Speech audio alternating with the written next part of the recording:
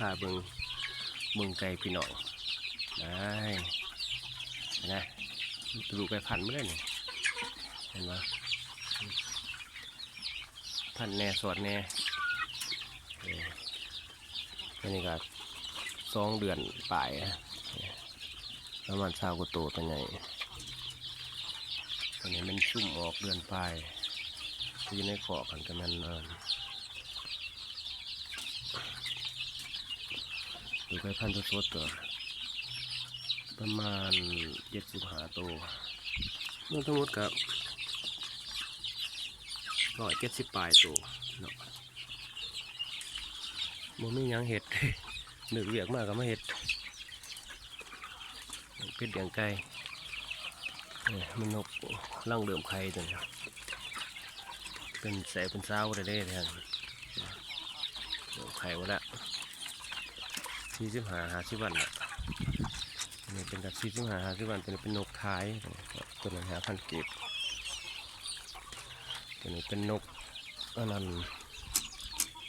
นกไข่เก่าก็ประมาณ4 เดือนแหละตัวนี้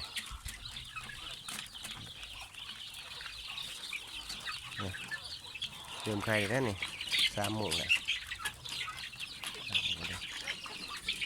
เดี๋ยวไปพาบนไข่ก่อนนี่กำลังออกแล้วออกมาแล้วออกมาเลยคนเดิมแล้วเก็บตัวร้ายประมาณ80-90 หน่วยต่อมือเนี่ยตัวนี้กำหนดไข่เบิดกับประมาณ6 โมง 7 โมงแหล่งนี่เป็นไก่พันธุ์พอพันธุ์เป็ดแน่ไก่แน่เท่ากันเดี๋ยวกันนะครับ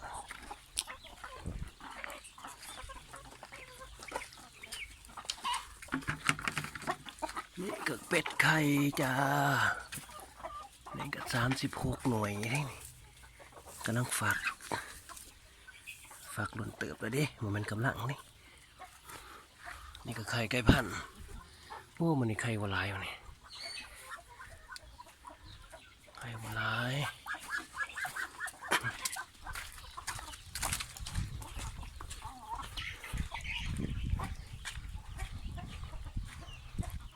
นี่อยู่ว่าโอ้กำลังไข่วะนี่เห็นห่างไข่ไปเรื่อยมือห่างไงกันปล่อยกับพุ่นไข่แถวปลาแถวลุงไปพุ่น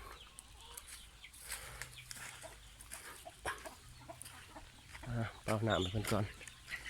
เกลือแล้ว